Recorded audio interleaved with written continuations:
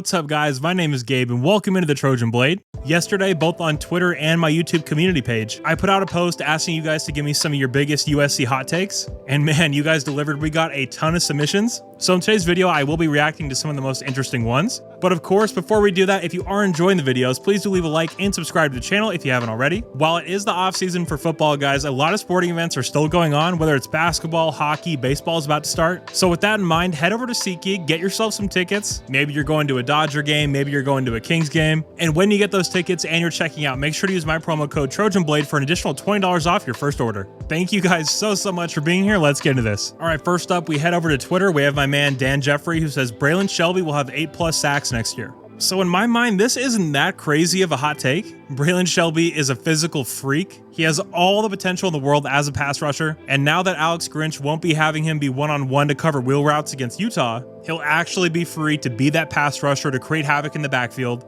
to do what he does best as a football player. 8+ sacks is a lot, especially for a guy you could argue this is his real freshman year, just with the lack of coaching, lack of structure last year. This is his first year in this D'Anton Lynn defense, so a lot of new, a lot of change, but I do expect Braylon Shelby to be our starting edge rusher. I do expect him to put on a little weight as well, and I think he's going to be in store for a massive 2024, so 8+ sacks could definitely happen. Of course, one interesting dynamic of moving to the Big Ten is that there are less opportunities to rush the passer. Teams just tend to run the ball more in the Big Ten. When you're talking about your Penn States, your Rutgers, I know that Wisconsin's running the dairy raid now, but they still ran the ball quite a bit this last year. So yeah, that is a bold prediction, no doubt about that. But that is one I definitely could see happening. And if a guy like Braylon Shelby has 8+ sacks next year, I really think that means a lot of other good things are happening on this Trojan defense. Next up, we have Papy Chulo on Twitter who says Zach Branch might not be as good at receiver as we first thought. I don't think this is even a hot take, I just think it's true. As explosive and dynamic as Zachariah Branch is, I would not say he's anywhere close to being a complete wide receiver. I'd say he's just more of an offensive weapon in the same way that Tavon Austin was at West Virginia.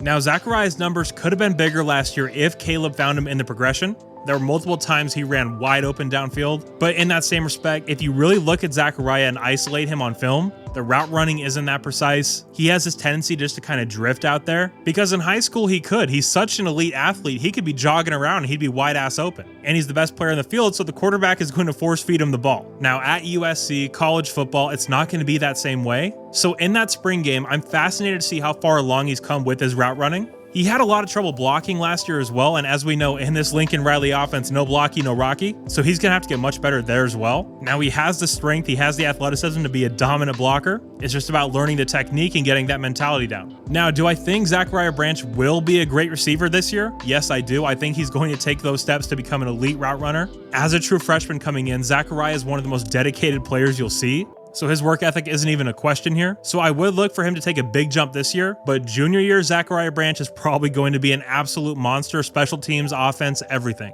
All right, next up, we head over to YouTube. Danny Bass here says Solomon Tuliau leads the team in sacks next year. Yeah, this one's a little far out there for me. Solomon, as much as I like him as a person, as much as he's had to overcome, two things here. First is the eye test just when you watch him, and B is the advanced metrics when you take a look at Solomon. He has not been a good player so far in college. His pass rushing numbers are horrid. I hate to say it, but if Solomon is getting major playing time for us next year, something has gone terribly wrong. I love the guy. He's a Trojan through and through, so tough, so resilient. But yeah, that is where I stand in regards to him as a player. Sticking here on Twitter, we have my man Founders Inc., aka Founders Edits. If you guys haven't already, you have to follow him. He makes the best USC graphics in the game. Absolute stud. He's a huge friend of the channel. He actually made the Trojan Blade logo. So go and give him a follow. I do have his profile linked down below in the description. But he says USC cannot and will not be the premier program in the Big Ten until they take over West Coast recruiting again. To be the best, you have to recruit the best and develop the best. While I agree with this take in principle, I don't think USC in its current form has to completely take over West Coast recruiting.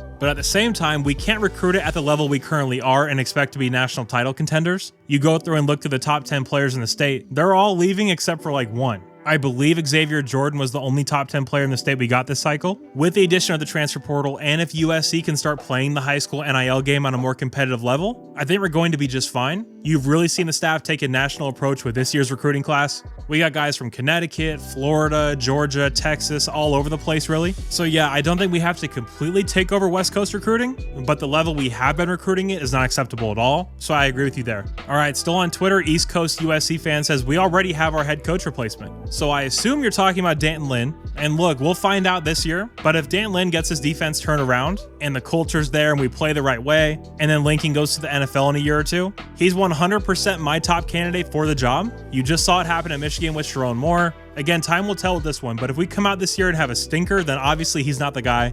But with all this talent, if he can get it going in the right direction and we actually start playing some defense at SC, then he should 100% be the top candidate for this job. All right, next up, we have my man Blackiechan Gaming. And guys, he is one of 4 co-hosts on the Light the Torch podcast. I will have their channel linked in the description as well. But he says that Jacoby Lane is going to be our leading receiver. This isn't that hot a take for me. All year, I was waiting for that Jacoby Lane breakout performance, and it just so happened to come in the bowl game against Louisville. Miller clearly has all the trust in the world in him. He was really just throwing balls up and giving him a chance to make a play on it. Jacoby's already been posting pictures from this offseason. He's putting on some serious weight.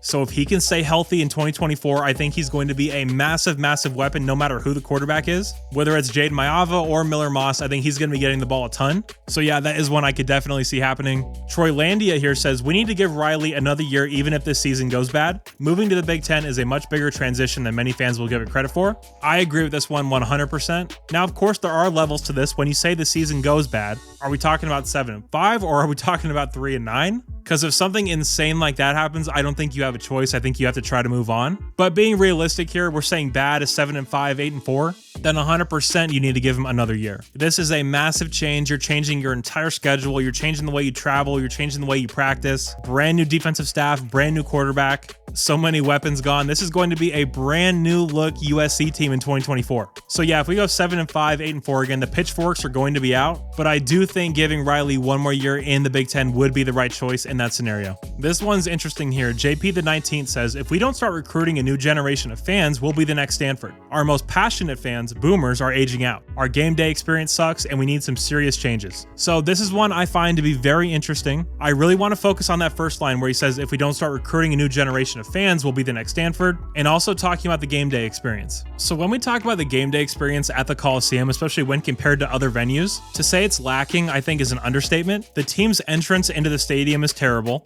Don't even get me started on DJ Malski. Just hearing the noise on TV, it sounds like a terrible, terrible experience. I haven't been to the Coliseum since 2016 against Oregon. And I remember the noise before the game kicked was just unbearable. I get it's for the students or whatever, but honestly, it cheapens the entire experience, especially the fact that now he's doing his stuff during games, which I think is completely unacceptable. I would much rather hear the band than him doing his stuff. The fact that YMCA is a song that they play to try to get everyone all riled up, I mean, it's just a complete mess. It needs to be redone entirely. They need to rethink everything from the pregame noise to the team entrance to how you go into the fourth quarter. It's all a mess. It's all obnoxious. And yeah, JP is exactly right here. The game day experience sucks and there need to be serious changes. And last up here, we have a Minnesota fan saying USC finishes in the bottom 9 of the Big Ten in year 1. Of course, a Minnesota fan has thoughts on finishing bottom 9 in the Big Ten. They have a lot of experience doing that. If any of you are on Twitter, have you guys noticed how many Minnesota fans are talking shit this offseason? I don't know what's got into them or who they think they are to say anything to anyone, but I am looking forward to that game early in the season. When we're up by 40 in the fourth quarter, hopefully they won't be talking as much then. But to say that we're going to finish bottom 9 is just ludicrous. Honestly, at first, when the schedule came out, it was brutal. But now you look at it, Michigan's a winnable game, Washington's a winnable game. It's not nearly as daunting as it was even just a few weeks ago. So to say we're going to finish bottom 9, I mean, show me where the losses are. So yeah, this one is a little ridiculous and a little wishful thinking from this Minnesota fan here. So yeah, real hot take, but don't see this one happening. All right, guys, so obviously a new kind of video today. We have the viewer comment series, but I thought this hot take video would be interesting. So if this is something you guys want more of, please do let me know down in the comments. It is the off season. I'm searching for ideas to keep the content coming. I really don't like to force things on this channel. I don't want to upload just to upload. I usually like to have something concrete to talk about. But if you guys like this kind of video, I will keep doing it because it's very fun to make. So yeah, please do let me know down below. And of course, you guys are all awesome. And as always, take care and fight on.